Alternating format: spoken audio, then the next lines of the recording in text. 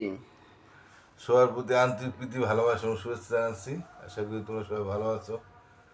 আর তোমাদের বলি, তোমরা পাঠটা দেখার সময় সব সময় তোমরা সার্চ দিয়ে আন্না দেখবা। হুম। আর ছবিতে ক্লিক করলে আমার বিভিন্ন পাঠ আসবে। সার্চ দেওয়ার পর যে আমার ছবিটা আসে, ছবিতে দিলেই বিভিন্ন পাঠ আসবে। তখন দেখবা যে আমি পাঠ দিলাম কিনা। পাঠ দেওয়ার সাথে সাথে তোমরা দেখবা, প্রতিদিনই চেক করবা যে পাঠ দিল কিনা। আর অনেক সময় তোমাদের মোবাইলও যাওয়ার কথা, আর মোবাইল না গেলে ওভাবে ছবি সার্চ দেয় না, ক্লিক করবা, তাহলে বুঝতে পারবা। ছবিতে ক্লিক করলে সব পার্ট দেখবা। আর নিয়মিত পার্ট দেখবা। অনেক পার্ট দেখা যায় বেশি দেখতেছো, অনেক পার্ট কম দেখতেছো। সবাই বলবো সব কটা পার্টই দেখে নিবা।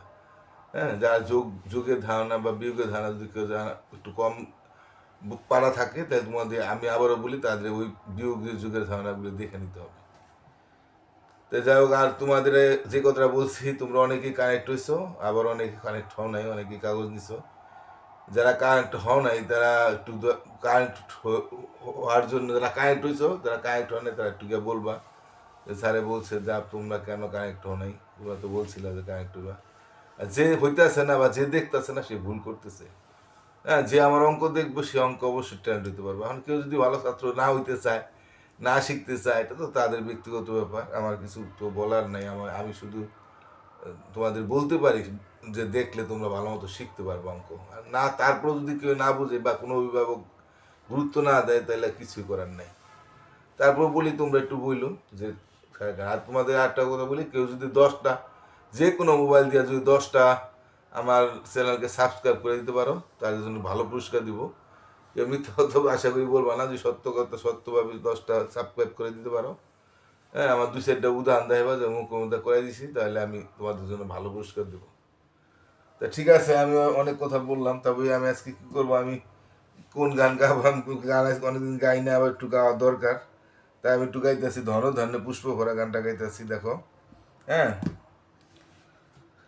ধনু ধান্য পুষ্প ভরা আমাদের এই বসুন্ধরা, তাহার মাঝে আছে দেশ এক, সকল দেশের সেরা। ও সে স্বপ্ন দিয়ে তৈরি, সে যে স্মৃতি দিয়ে ঘেরা। এমন দেশটি কোথাও খুঁজে পাবে না কো তুমি। ও সে সকল দেশে রানী, সেজে আমার জন্মভূমি, সে যে আমার জন্মভূমি, সে যে আমার জন্মভূমি। গান অনেক আছে, তো আমি একটু আজকে গাইলাম, অনেক বড় গান, অন্তরা গেলাম না। ঠিক আছে, আমি একসঙ্গে গামো। তোমাদের আমি যে অঙ্ক করাইতেছি সেগুলা হলো এই যে প্রশ্নের যোগ অঙ্ক, তাই না? কেন যোগ হয় আমি ভালো মতো বুঝাই দিচ্ছি। তার 3টা অঙ্ক তোমার আছে 30 পাতায়, আমি 3টা অঙ্ক আজকে করাই দিতেছি। তাহলে আমরা এই পাতা শেষ করে দিতে পারবো। হুম। তাহলে আমরা এখানে দেখতে পাচ্তেছি কি আছে, দেখো।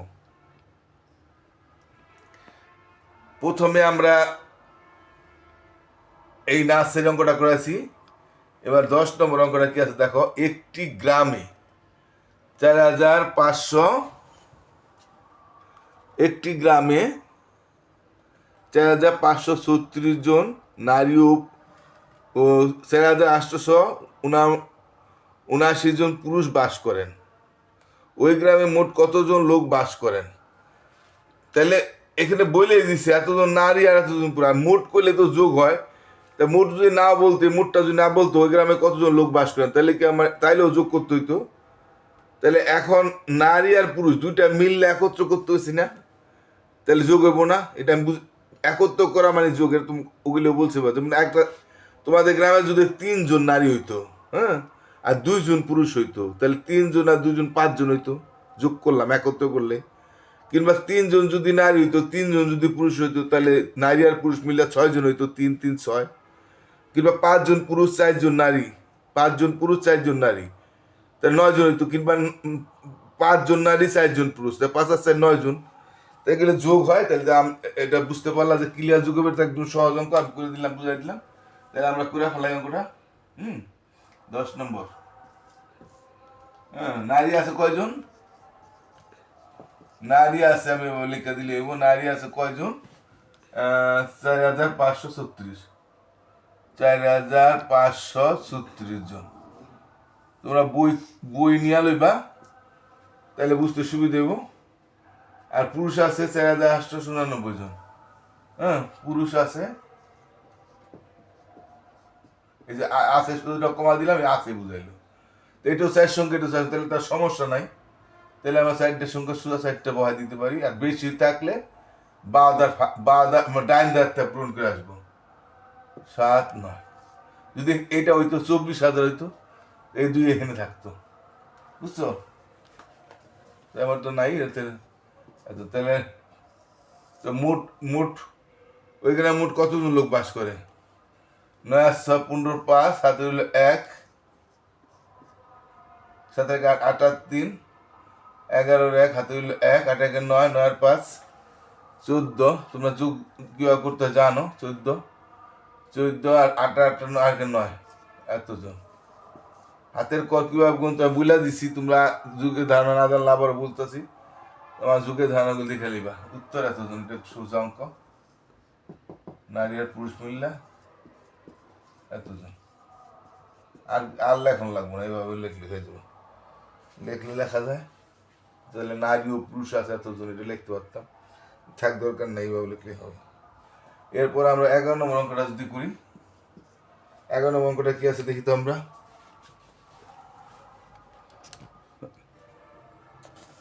11 নম্বর কি আছে?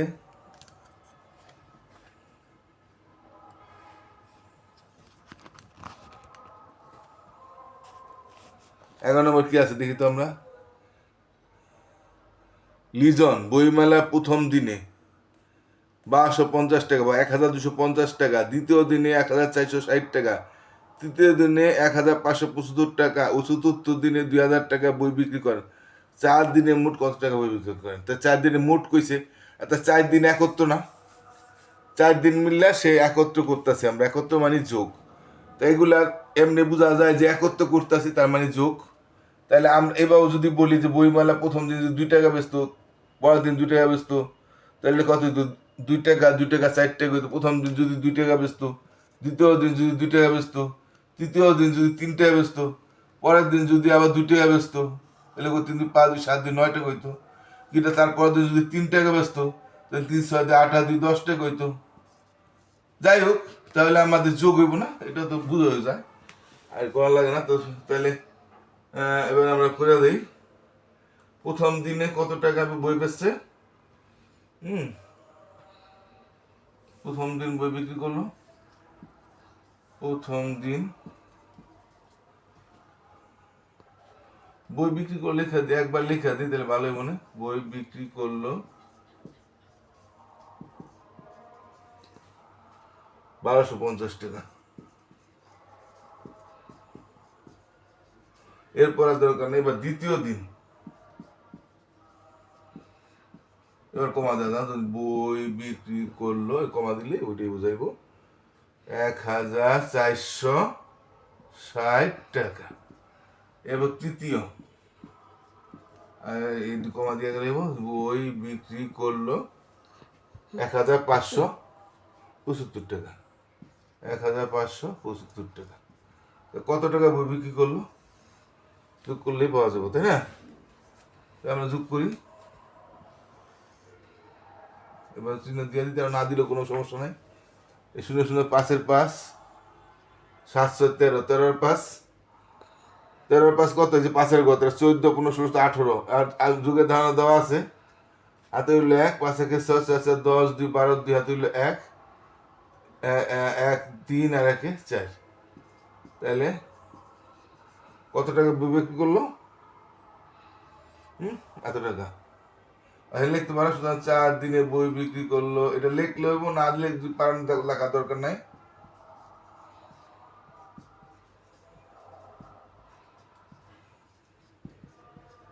এই কথাটা পারলে, এই 4 দিনে বই যদি এত ঝামেলা মনে করো, লেখার দরকার নেই, শুধু ওই ওইভাবে দিয়ে দিলেই না লিখলেও চলবো, না লিখলেও স্যারেরা সম্পূর্ণ মার্ক দিব। আর যারা একবার 2 বছর ছাত্র যদি ডু না লিখতে পারো, শুধু ডু লিখে যদি এত টাকা লেখো আর উত্তর এত টাকা লেখো, তাও স্যারেরা নাম্বার দিয়ে দেবে। আর এইভাবে লিখলে একটু ভালো হয়, স্ট্যান্ডার্ড হয় অঙ্কটা। তা আমার আরেকটা অঙ্ক খুলে আনতে হাতে শেষ করি, আমি সময় মনে বড় হয়ে যেতেছে পারটা। তারপর আমি একটা অঙ্ক আছে শেষ করে দিই, 12 নম্বরটা। 12 নম্বরটা কি আছে আমরা একটু দেখি। একটি গুদামে 18,375 বস্তা চিনি, 11,860 বস্তা গম, 12,720 বস্তা চাল আছে। ওই গুদামে মোট কত বস্তা জিনিস আছে? মোট না করলেও যুগ, আর মোট করলে বুধবার তো যুগ হইবই, তো আর চিনতেই নেই, একবার বুক করে দিবা মোট থাকলে। আর মোট না থাকলেও যুগ হবো, কারণ তিনটা মিললে আমরা একত্র করতে আসি, তিনটা মিল্লা এই তিনটা একত্র করা মানে যোগ। আর ছোট উদাহরণ দেওয়ার দরকার পড়ে না, কারণ তিনটা মিল্লা করতেছে।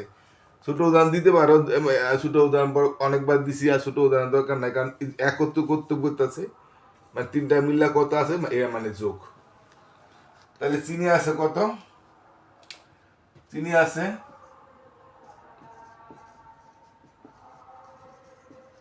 আছে হইল 8,375 বস্তা, ঠিক আছে। তারপরে গম আছে, গম এই যে আছে, শুধু কমা দিলে গম আছে হয়ে গেল। এই যে এইটা একটু দেখো, এখানে আছে 5 সংখ্যা, এটা হলো 4 সংখ্যা। তাহলে এই যে এই দ্বারা পূরণ করে 0, 6, 8, 1, 1, অর্থাৎ এই দ্বারটা ডাইন দ্বার পূরণ হইতে হইব, বারো থাকবে, ঠিক আছে। বারো বেশি সংখ্যা বারো দ্বারে, কিন্তু ডাইন দ্বারে ফাঁকা থাকা যাবে না। এরপরে চাল আছে, কত? এইটাও 5 সংখ্যা, 1, 2, 7, 2, 0, এই বস্তা সব কমা দেবো, মানে এটা হলো 12,720 বস্তা। চিনি আছে 8,376 বস্তা, গম আছে 11,860 বস্তা, চাল আছে 12,720 বস্তা। আর এটা আমরা তোমাদের বুঝাই দিছি যে 4 সংখ্যা হইলে প্রথম ঘর 1000 হয়, হ্যাঁ, তাহলে 8,000। তারপর 3 সংখ্যা 300, তারপরে 7 5 75। আর 5 সংখ্যা হইলে 1 2 3, 5 সংখ্যা হইলে অজুতের ঘর, একক 10 শতক আর অজুত, এটা 11,000। 2টা ঘর আদর হইব 5টা সংখ্যা হইলে। তারপর 860, এটাও 5টা সংখ্যা, তো প্রথম 2টা ঘর আদর হইব 12,720। তাহলে কত? 5 5, 5 সংখ্যা মানে অজুতের ঘর। 6 2 8, 8 7, 15 5 হইল 1, 7 1 8 8 16, 16 আর 3 8 19 9 হাতে হইল 1, 1 আর 2 3, 3 1 4, 4 আর 8 4 12, 2 হাতে হইল 1, 1 2 3। তাহলে এত বস্তা, তিনটা মিললে এত বস্তা আছে। চিনি আর গম আর চাল মিললে এত বস্তা চলে আছে। তো উত্তর আবারও বলি, যারা যুগের ধারণাটি পারো না তারা আমার আগের পাঠ দিকটা নিবা, হ্যাঁ, যুগের ধারণা। আর যারা যুগ ভালোভাবে পারো তাদের না দেখলেও চলবো, তারপর যদি ইয়ে হয়তো দেখে নিলে আরো ভালো হইলো। তো সবাই ভালো থাকো, আমি আজকে পাঠটা বড় করছি না, আর তোমরা সবসময় বললাম যে খারাপভাবে দেখবা, এরকম সোজা করে দেখবা, তাহলে পুরা পর্দাটা আসবে, তাতে তোমাদের বুঝার সুবিধা হবে। আর তোমরা লাইক দিবা, লাইক দাও না কেন? হ্যাঁ, লাইক দিতে তার পয়সা লাগে না, একটু লাইক দিয়ে দিবা, ঠিক আছে। ভালো থাকো।